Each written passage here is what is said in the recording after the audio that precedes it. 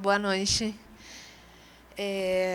Bom, o Lubrina, ele chegou para mim, foi um processo longo esse curta. Assim, ele começou com uma reunião durante o Festival de Cinema Brasília, em que os diretores, dois diretores, eles me chamaram para conversar sobre um projeto que eles estavam querendo filmar mais aproximadamente um ano para frente, né?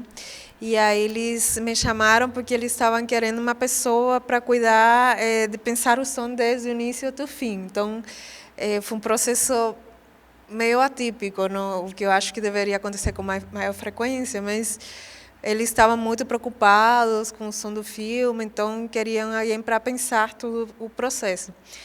A gente fez várias reuniões e acho que um ano depois a gente estava indo para o Engenho 2, que é Cavalcante, Goiás, para fazer a gravação. Eu consegui participar tanto do som direto como da finalização da som, o que foi muito interessante, né?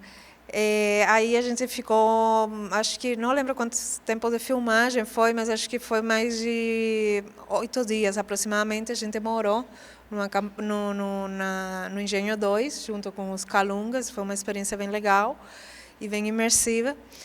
E aí a gente partiu depois para a edição. No processo de edição chegou a pandemia, enfim, várias questões, porque isso foi 2019 que a gente gravou.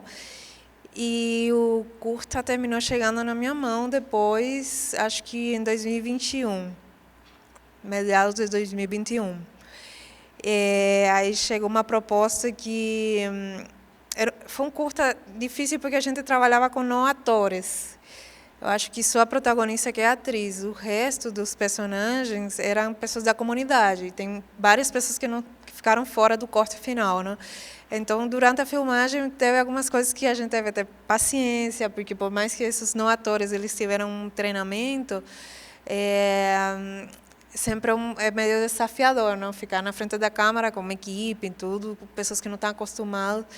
Normalmente, atores já profissionais também têm uma certa dificuldade às vezes. Imagina quem nunca teve antes tudo isso, né? Aí, quando chegou na etapa de finalização de som, eu assisti o corte várias vezes antes de fechar, porque eles retomaram várias vezes, ficaram um tempão pensando, tinha umas imagens em Super 8 que precisavam ser concluídas, e aí teve a pandemia em 2021, quando me apresentaram o corte final, e aí eu comecei a trabalhar no filme. A ideia era não ter trilha, e, de fato, a gente só manteve a trilha final dos créditos. E aí o processo de finalização foi engraçado, porque eu fiz o som direto e eu fui tirando tudo o som direto depois do filme. Porque eu acho que não tinha a ver. Assim, o lugar que a gente gravou, em Cavalcante, que era a comunidade deles, tinha muita galinha, tinha muito cachorro. E aí o som direto, por mais que ele estava com uma boa relação sem ruído, tinha vários elementos que a gente não destoavam do que tinha ficado, né? Aí, no final, a gente ficou só com os diálogos, o resto tudo foi reconstruído. E hoje eu estava vindo, depois de, sei lá, 2 anos, aí eu falei, nossa, parece uma trilha isso aí, não, mas... Aí eu estava tentando lembrar, não, mas só tem trilha no final, não? E era isso, um curta experimental, e a ideia dos diretores era essa coisa de a pessoa voltando para a cidade, aí tem uma questão de algumas escolhas que de deixar o fole um pouco mais alto, mais forte, mais presente, sobretudo o som dos passos, foram escolhas que tinham a ver com a ideia dos diretores, mas foi um processo legal. O Vão das Almas chegou para mim meio como curta costuma chegar, assim, tipo, a gente tem esse filme aqui e a gente precisa fazer o som. E é isso, assim, longa tem um pouco mais de planejamento, tem um pouco mais a gente recebe o filme, conversa com o diretor. O curta é uma coisa mais direta, assim, às vezes muito sem conversa. Eu acho que eu fiz 90% do trabalho sem conversar com o diretor. e tudo muito rápido, assim, e se tinha que inscrever num festival, e a grande parte do filme acho que eu fiz em 15 dias, sei lá, foi uma coisa assim muito corrido para a complexidade que é esse filme, né? Quando é um filme só de diálogo, 15 dias para um curto é até bastante tempo, mas esse é um filme muito exigente, assim, muitos... a cena da perna, inclusive, ela foi retocada 6 meses depois. Assim. 6 meses depois, ainda estava retocando, não, porque está faltando alguma coisa ali e tal. E aí, o grito do Saci também, era um grito muito mais longo, aí a gente resolveu diminuir por uma questão de não exacerbar demais a dor negra, enfim, coisas assim. Mas é isso, assim, curtas acontecem de um jeito diferente, né? Assim, de longa e não, vamos mais, não sei o que, aí podia colocar um som aqui, podia colocar um som ali. Então é muito louco. E em paralelo a trilha estava sendo feita, eu fui chamado para fazer o som pelo trilheiro e não pelo diretor, pelo produtor, enfim, também são coisas que acontecem assim, nessas parcerias, às vezes a gente consegue chegar nesses... Ter essas pessoas que trazem trabalho para a gente, enfim, é legal também isso. Fala um pouco aí pro pessoal, quando você fala assim, fui chamado para fazer o som, e aí, tipo, te chamaram para fazer aí, pelo trilheiro, né? Então, tipo assim, conta um pouco também, tipo, mas era para fazer o som, assim, era para edição de som, era fazer também efeitos sonoros, você tinha uma equipe trabalhando com você, como é que foi? Em longa eu costumo trabalhar com mais pessoas, mas curta dificilmente tem orçamento, enfim. Eu comecei a trabalhar com edição de som, com edição de diálogo, com mixagem, há mais de 20 anos. E em algum momento eu cheguei a começar a estudar música, nessa possibilidade de fazer tudo. E entendi que eu não entendo nada de música e não quero entender de música. Eu entendo de música o suficiente para eu poder mixar, fazer as mixagens. Eu faço mixagem de curta e de longa. Esse filme, fora a música, eu fiz todo o desenho de som, a edição de diálogo, a edição de efeito, a mixagem, algum foley, pouca coisa assim, alguns passos, o fósforo acendendo a vela. Em alguns momentos tem também o foley do Saci sendo preso no cavalo, né? E ali foi uma cena que eu tive dificuldade, porque o filme já estava montado e o corte não me dava espaço para colocar o som que a cena estava pedindo. Era um cadeado fechando, mas o cadeado estava aberto e cortava para outro cadeado já fechado. Então, assim, não tinha espaço. São desafios que acho que a Raquel deve passar bastante, né, Raquel? Do Foley, assim, né? A montagem chega e às vezes montador, corrige isso aqui que não tem espaço para o som acontecer. Uhum. Isso acontece muito. Legal. E Olivia, fala pra gente também nessa relação assim de como é que você trabalhou, você fez tudo sozinha, você teve uma equipe, como é que foi esse processo? No caso do... É parecido com o que o Mikael falou. No som direto, trabalhei como microfonista, só que o orçamento era menor e a gente ficou, acho que 8 dias lá, e eles tinham fechado por uma semana. Aí, os últimos 2 dias do curta, eu fiquei sem. Aí, eu fiquei um pouco chateada, porque estava um pouco difícil fazer tudo. Não? E o acordo era que ia ser cenas muito simples, quase documentário, e não aconteceu. Mais difícil que era o final, né? Exatamente. E aí...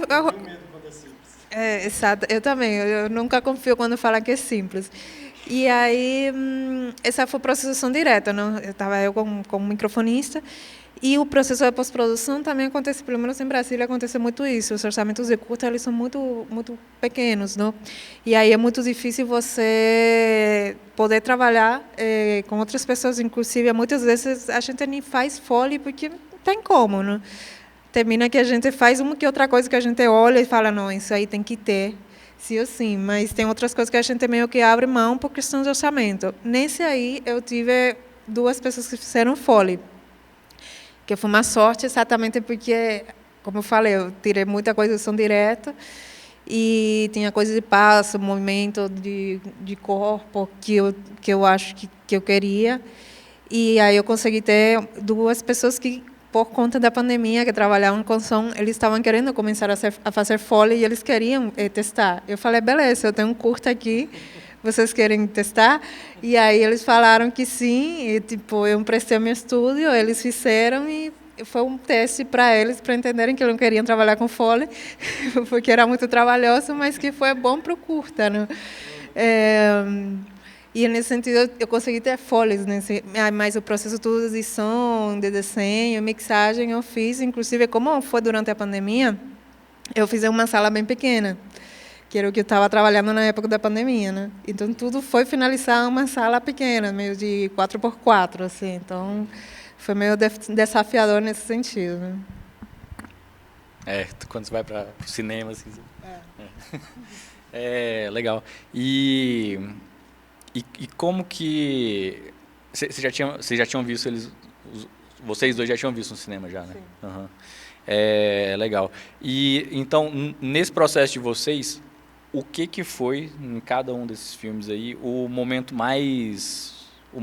ou a questão em si que foi a mais desafiadora, assim, que colocando tudo em vista, né? Tipo, tanto do ponto de vista, talvez seja, não, foi o tempo, ou não, foi, sei lá, era criar esses sons aqui que não sei o quê, enfim. No meu caso, eu acho sempre bastante difícil fazer qualquer coisa experimental, porque ao mesmo tempo que pode ser simples, porque você fala, ele pode segurar qualquer coisa que você coloque, pode segurar, mas eu tenho uma dificuldade às vezes de olhar para o filme e falar, não, eu não quero botar sons à toa, porque eu acho que é bonito eu tento achar uma conexão. E isso aí eu achei difícil, porque por mais que eu conhecia a história, o roteiro inicial, ele realmente ficou muito diferente. E você, às vezes, tenta achar um significado, umas coerências, e no experimental, às vezes, não necessariamente tem. E aí, mas, ao mesmo tempo, eu tenho um conflito pessoal de, cara, eu não quero botar som de água, porque a água fica bonito sempre. Eu acho que tem que ter um lugar que eu acho uma conexão. Eu preciso criar uma história na minha cabeça para ter uma coerência, mesmo que isso tenha na minha cabeça, mas eu preciso criar a historinha. Então, para mim, isso foi o mais desafiador, porque eu não queria... Eu gosto de olhar e ver uma certa coerência mesmo que as pessoas não entendem, não? Então, achar essa história dentro de um filme experimental, que eu conheci a história inicial, mas que depois mudou muito, e que chegou era muito diferente, eu achei mais desafiador. A questão do tempo sempre é uma questão. Na época, eu estava fazendo mestrado também, então estava tendo que conciliar várias coisas, então foi bastante difícil. Quando estava fazendo mestrado, eu parei por um tempo de fazer pós-produção de som, fiquei só fazendo som direto em alguns momentos, porque, para mim, meio que ocupa o mesmo lugar do cérebro de criação, não? Então, eu precisava sentar, me concentrar para escrever para o mestrado e também pensar em um filme que exigia você colocar a sua cabeça para gerar alguma coisa, para criar, não? Então, esse filme chegou exatamente nesse momento. E tem uma questão de prestação de contas e tudo, não podia estender por muito tempo, então precisei fiquei meio forçada pela questão de tempo, não? Mas é isso. Não?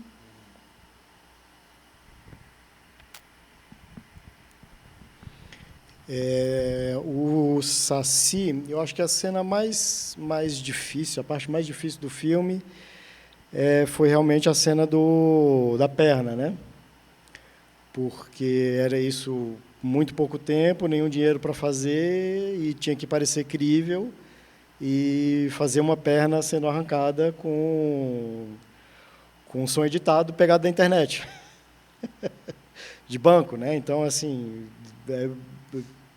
você tem que inventar ali um monte de coisa, um monte de artifício e misturar. Deve ter uns 10 sons misturados ali para poder ir encaixando cada coisinha, né? A pele sendo repuxada, o osso sendo arrancado. Essa que foi a cena mais difícil assim do filme. Já por outro lado, assim. Mas aí eu fiquei numa dúvida aqui. Só a imagem não tava crível. Não tem a imagem, né? Não tem a imagem, tem só o. Tem só ele o som. Corta e vai pro outro, né? Aí, exatamente. Exatamente, não. Você não vai arrancar a perna do ator. Claro. Mas é porque é tão rápido, né? O corte que você vai ver que vai arrancar, corta para ele preso lá, né? Na Eu acho que corta do pé, né? A gente não vê a perna. Um grilhão preso no pé, né? Isso. E aí a gente vê o cavalo. Aí a gente vê o cavalo dando tapa e depois volta para ele. Não volta. Ele gritando, não? Não. Corta para... A gente só ouve o grito, o cavalo correndo, e corta para longe, para a gente ouvindo ele gritar ao longe. Não tem Ou seja, realmente é uma cena que só funciona com som. Só funciona com som.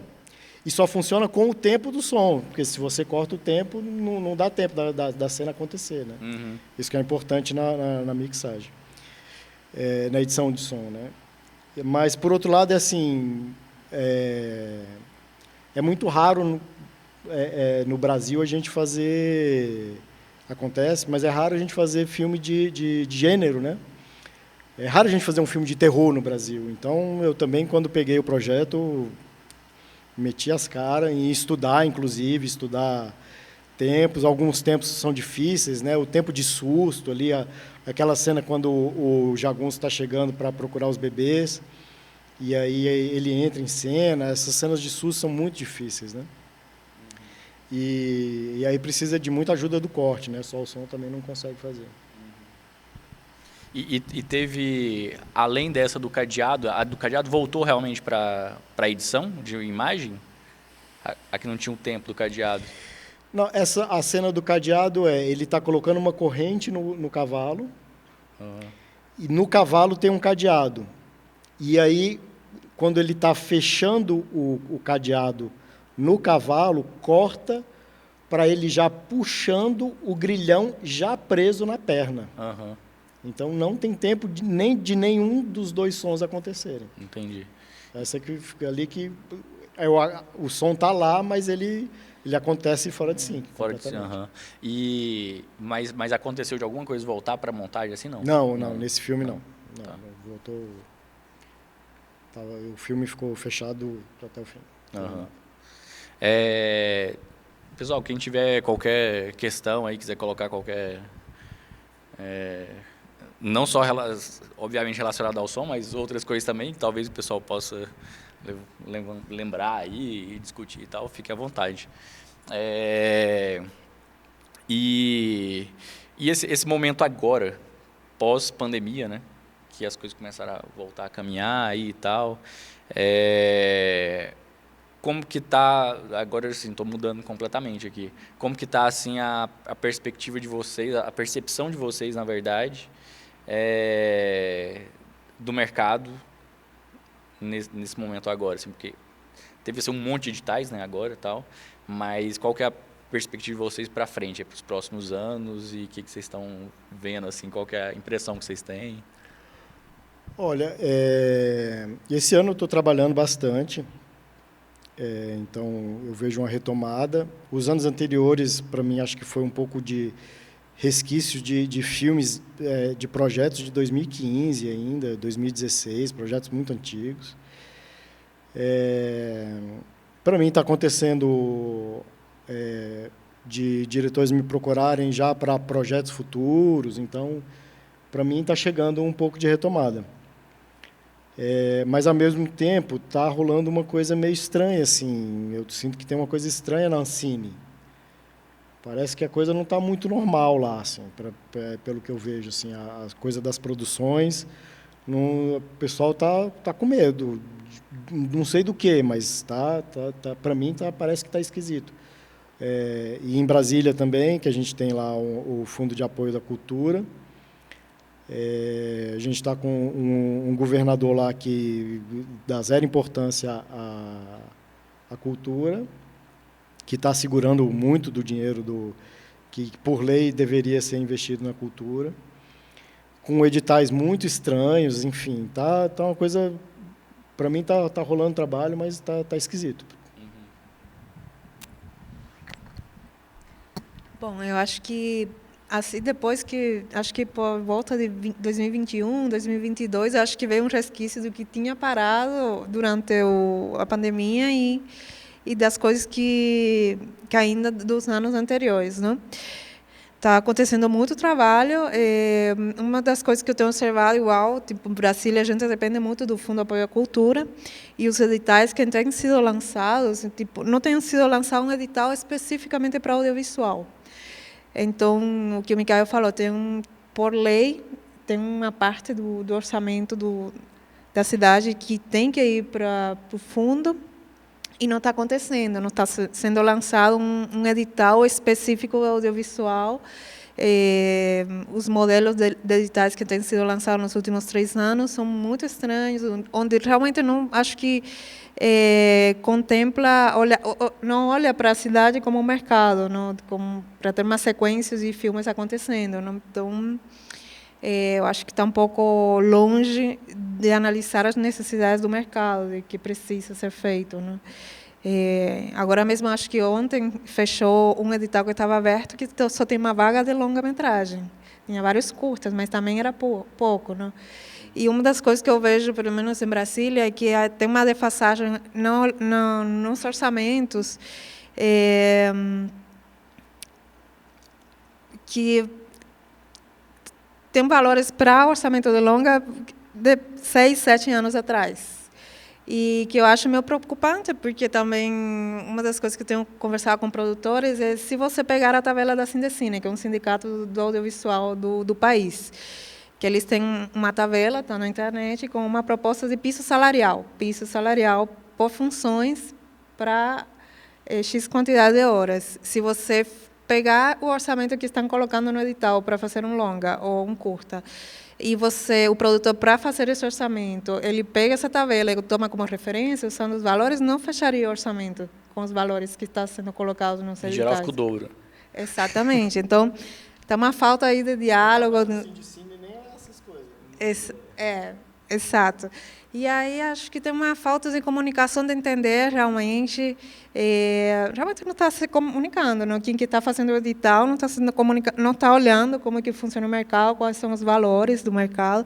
É claro que eu acho que o Brasil ele é um país muito grande, um país continental, ele é muito diverso e as realidades do audiovisual elas são muito diversas. A gente tem o eixo Rio-São Paulo, que tem grandes orçamentos. Dentro dessas cidades também tem um cine de baixo orçamento, que é a periferia desse mercado audiovisual, e a gente que está fora, eu acho que o resto do país, a gente está na periferia da periferia. Não? Então, tem realmente uma diferença de orçamentos e de valores praticados, mas eu acho que está faltando dar uma olhada aí, dialogar a galera que está elaborando edital, que está pensando em valores e os valores que estão sendo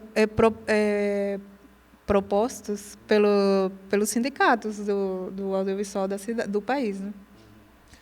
E inclusive, se você for pensar assim, inflação normal, antes pandemia, pós-pandemia, já não tinha como manter os mesmos preços, né? Mas assim, você é obrigado porque os editais são os mesmos valores, né? Assim, no ponto de vista mais drástico possível, o edital, a Lei de Incentivo à Cultura de Goiânia, por exemplo, ela começou, acho que foi se eu errar aqui, alguém me corrige, mas eu acho que o primeiro ano dela é 2001, sabe, Henrique? De incentivo. Mas é mais ou menos isso, 2000, 2001, acho que o primeiro ano, 99, talvez, era R$50 mil, hoje ela é 60. Acho que é mais ou menos isso, assim. Mas isso aí acho que talvez passa um pouco São Paulo também deve passar coisas parecidas também, né? Acho que é uma ideia de precarizar o setor mesmo, né? Tipo, acho que é proposital mesmo, assim, tipo, totalmente. Pessoal, alguém tem alguma pergunta? Alguma curiosidade?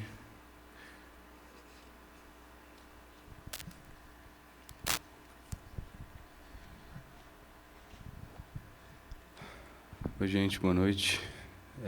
Só agradecer os filmes, a conversa boa, assim, e acrescentar um pouco, assim, a respeito desse debate, assim, né, que acaba que muito das nossas previsões de futuro, de trabalho, né, acabam esbarrando nessa questão das políticas para o audiovisual, né? E assim, como Belém comentou aí, as coisas estão muito estranhas mesmo, assim, né? Aqui em Goiás, em Goiânia especificamente, a gente também está com um processo assim de uma lei que era como em Brasília, né? Era uma previsão de futuro, né? Onde aquele valor estava estabelecido. Aqui no nosso caso era 0,05 da receita líquida do Estado, quando a lei foi aprovada. Ela ia se efetivar de 1/3, 2/3, depois 3/3, completa, né? Ela nunca se efetivou completamente, né? Nesses valores. E, na verdade, o que vem acontecendo é isso, esses editais muito esquisitos, com valores cada vez menores, a precarização, as leis emergenciais que teriam um papel de alguma maneira, ajudar, né, assim, as produções, na verdade, os fundos estão se eximindo da responsabilidade cada vez mais. Aqui o fundo já no 2º ano consecutivo, que não é colocado, muito com uma certa desculpa, né, de que tem a Paulo Gustavo, tem a Aldir Blanc, que são formidáveis, tem que continuar mesmo, né, mas só elas não são capazes, assim.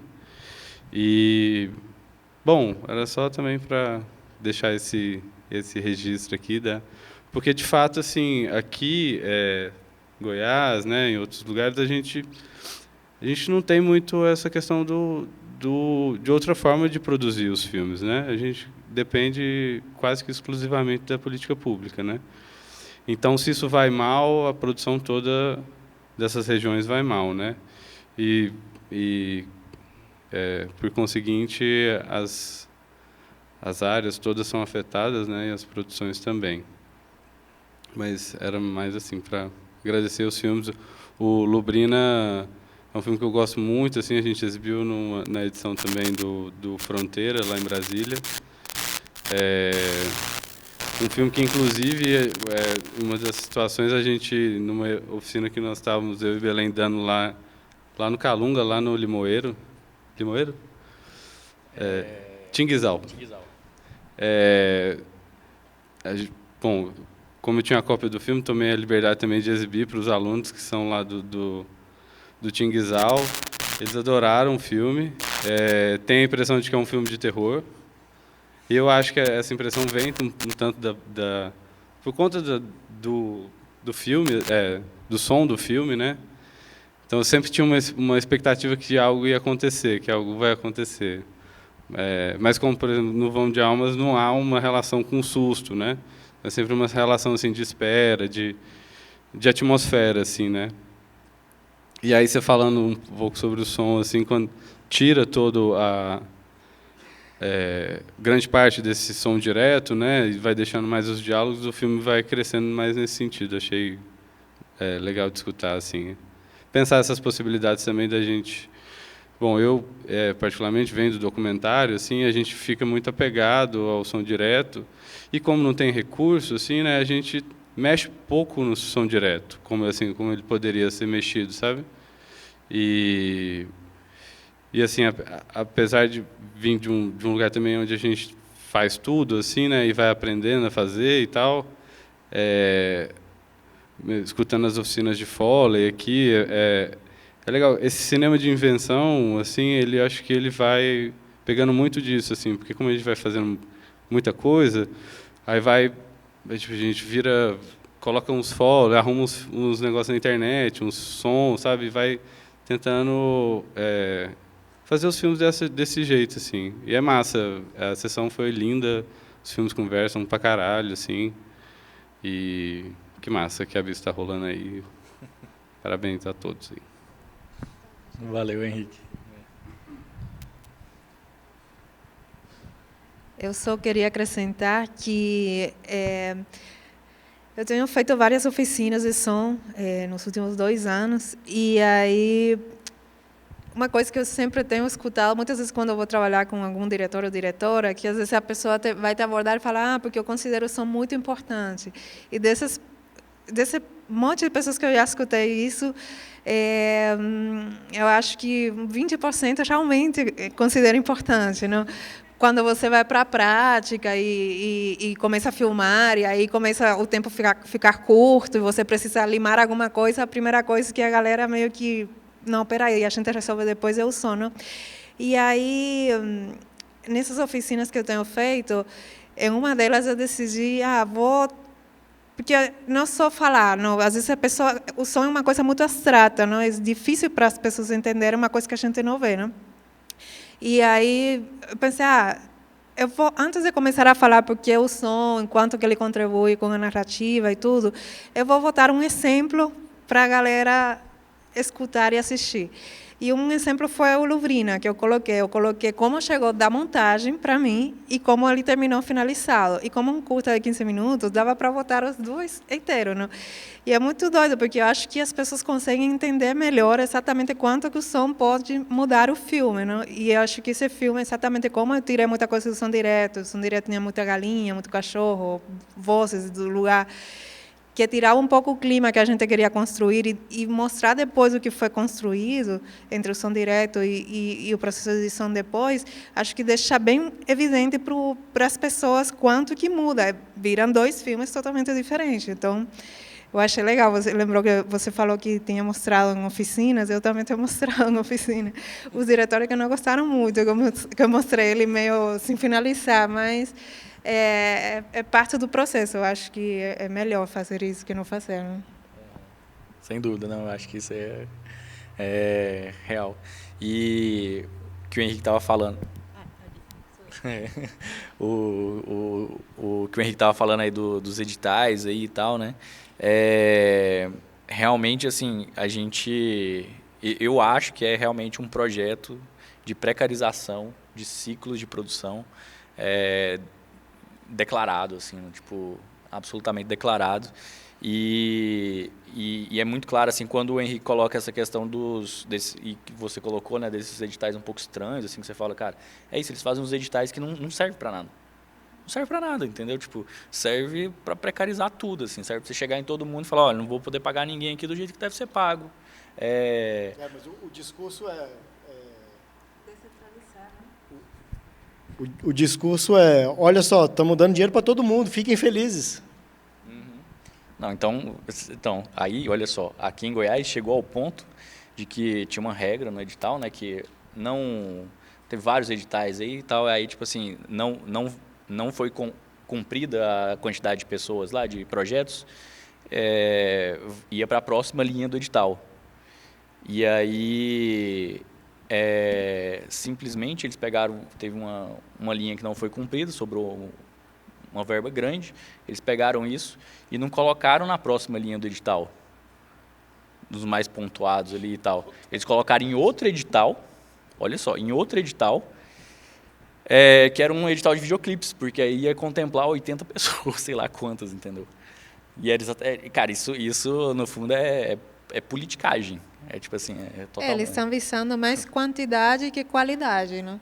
Porque se você colocar 60 mil para fazer um curta, na verdade, muitas vezes você vira um problema na mão desse realizador, que muitas vezes esse proponente nem consegue terminar o trabalho. Vira um problema, vira uma dívida, vira um CPF com endividado, porque não consegue fechar o projeto. Quando a gente está escrevendo um projeto para um edital, muitas vezes você contempla tudo. Depois, quando você pega e colocar no papel e ver, que não vai fechar a conta. Então, você não consegue cumprir, muitas vezes ficam abertos, ou ficam projetos que não realmente, muitas vezes eles nem são finalizados de qualquer maneira para prestar conta, mas não tem qualidade. Então, é isso, está avisando, falar, a gente fez um edital que financiou, sei lá, X quantidade de curtas, mas com que qualidade, não? E como que a gente está alimentando esse mercado? Porque pós-pandemia eu vi que foi uma coisa muito doida, não? Aí teve pelo menos em Brasília, teve uma renovação de mercado, que foi legal, mas ao mesmo tempo pessoas que já estavam lá com experiência de trabalho migraram ou para outra cidade ou migraram de profissão porque ficou inviável para eles. E que eu também acho lamentável, porque você deixa um buraco, tem pessoas com muita experiência, pessoas sem experiência que estão entrando, mas não tem a cama do meio, não? Eu acho que é interessante quando no mercado você tem vários níveis de profissionais para vários tipos de trabalho, não? Porque são demandas diferentes, né? Então, teve uma questão de esvaziamento de pessoas que já estavam trabalhando bem, e começar pessoas novas que ainda não tinham muita referência de outras para poder se espelhar, e que estão entrando e estão trabalhando como conseguem também. Eu conversei sobre isso hoje com a Carol do SESC, que eles estão pensando um curso, algumas coisas lá e tal. Eles têm vários cursos, não vou aqui falar aqui que eles estão pensando, porque eu não sei nem se pode, mas enfim, eles têm vários cursos lá e tal, e eles estão pensando algumas coisas. E aí ela estava falando exatamente sobre isso, sobre a evasão dos profissionais aqui em Goiás, né, em Goiânia e tal, profissionais de cinema, de audiovisual, a evasão para outros lugares e a desistência, né? Que é isso que você estava falando. Então, muitas pessoas desistem, vão trabalhar em outras coisas e depois não voltam mais. E a outra coisa que você estava falando, que é exatamente isso, eu chamo de amadurecimento geracional.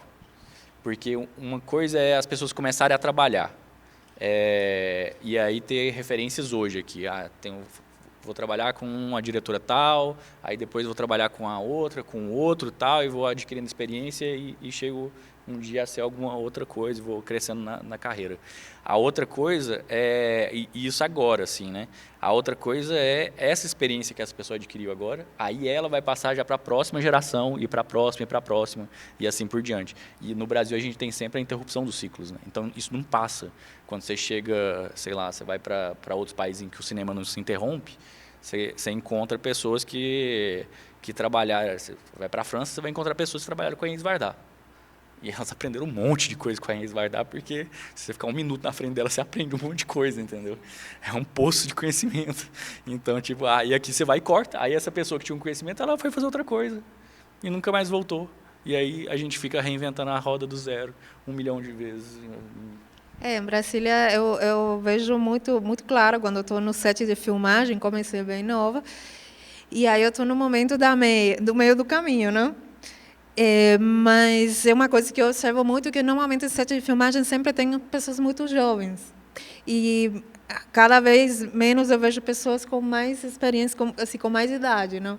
Então, para mim, tipo, o cinema é bem etarista, sobretudo esse de set, e eu acho isso muito delicado, porque meio que a pessoa ou desiste ou vai fazer, porque eu entendo que às vezes as condições de filmagem é estressante trabalhar com audiovisual, não é tão simples.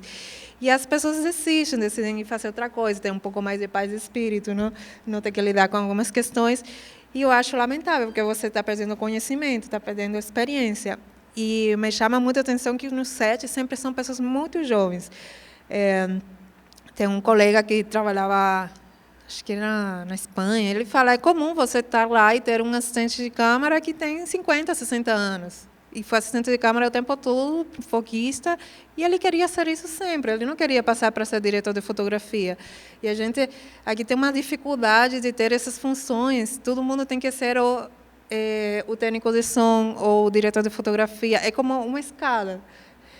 Ninguém quer ser microfonista. E são funções que são super você tem que ser super profissional, tem uma coisa muito específica, não é qualquer pessoa que faz. E isso você vai catando com o tempo de trabalho, com a experiência em set. E é muito valioso quando você tem um microfonista, realmente que ele sabe que você não precisa estar falando nada, você só fecha o olho, faz as coisas e o outro está fazendo e você tem certeza que ele está fazendo certo. E isso é raro encontrar, porque tem uma questão de formação de tempo. E no Brasil, a gente, pelo menos em Brasília, a gente tem um microfone, quando ele está ficando bom, aí ele migra para ser técnico de som. Às vezes, nem ele estava querendo ser técnico de som, mas é porque é o melhor remunerado. Exatamente. Então, e assim com as outras funções do audiovisual, né? Eu acho difícil. Eu acho que você resumiu tudo. Como tudo é pago pela metade, o cara fala, cara, eu tenho que subir aqui, porque senão não suporta. E como quando você é pago pela metade ainda para trabalhar no set, que é extremamente, que é realmente um processo difícil, você fala, pô, eu vou sair daqui, vou fazer outra coisa na minha vida.